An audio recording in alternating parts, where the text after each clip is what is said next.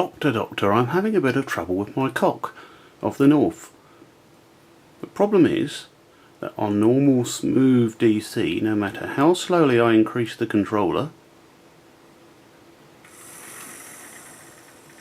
the cock lurches forward. Same backwards. Hear the clunk?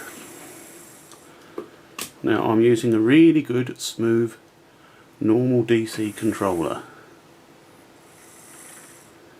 Now, just to prove that it's not the controller, check out the engine behind.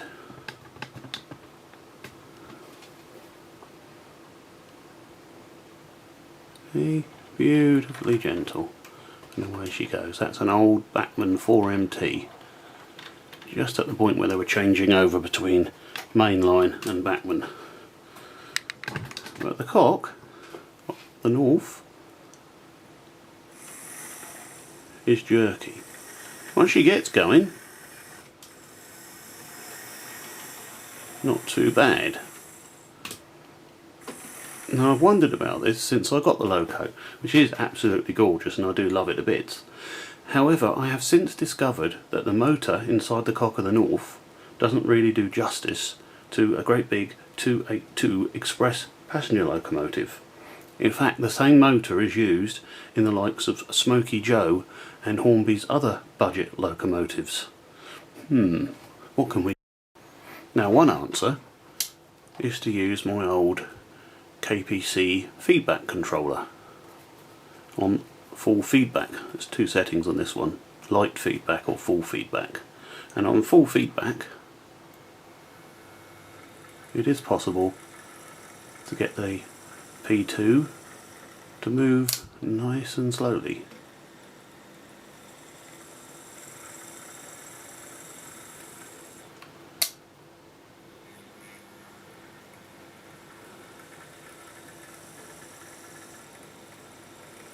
So it does rather point to the motor being a bit sticky, doesn't it?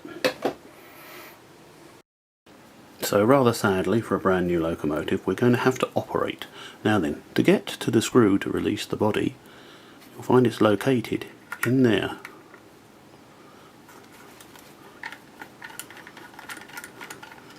Quite clever, little hole made especially for you to get at it. And there he is, put him somewhere safe.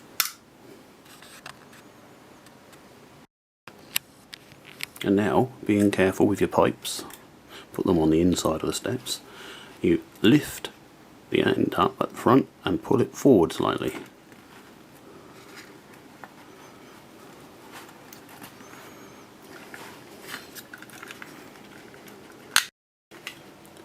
And quite reluctantly, the body comes off. And now you see the little tiny, cheap, nasty, in my opinion, tin can motor. Yes, it does have a flywheel, but look, you might expect that on a £20 locomotive, not £122 worth of P2, nice as it is.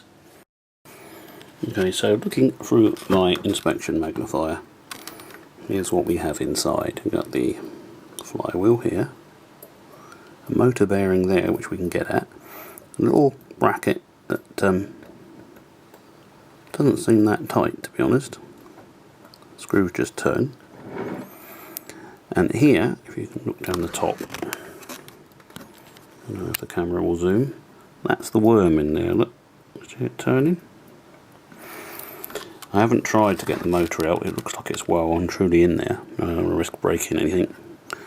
There's the DCC chip. This is model R3207, by the way. So what we're going to do, I can see the worm look completely dry, so we're going to put some gear lube in there, and despite what they say, a small drop of light plastic safe oil on the motor bearing that end. Can't do this end, but it'll be where the brushes are anyway, so never a good idea, and one would hope that the motor may have been lubricated already. So with such an basic motor, let's not say nasty, eh? But with such a basic motor, you're going to have to give the mechanism every single chance to work well. How long this motor will last is anybody's guess. But they do seem quite bulletproof in the little 040s that they produce. So I have lubricated the worm and the one motor bearing, also the two little pinions that go through the side of the frame, re-lubricated all the coupling rods and the axle bearings, and have given it a run up and down a few times. So if I slowly increase, and this is just on DC, not the feedback controller,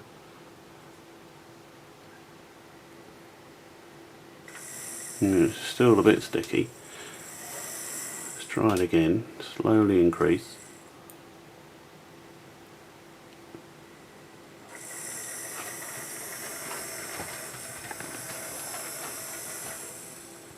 Let's try it backwards.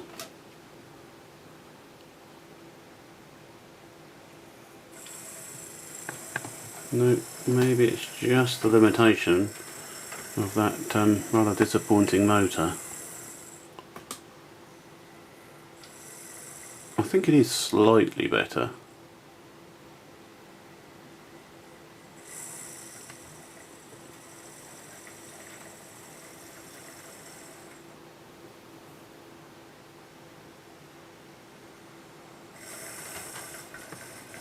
Well, there we go. Well, those are my suggestions anyway to try and improve the responsiveness. I think perhaps with a bit of running in as well. Let's see, that was quite good. Let's try that again.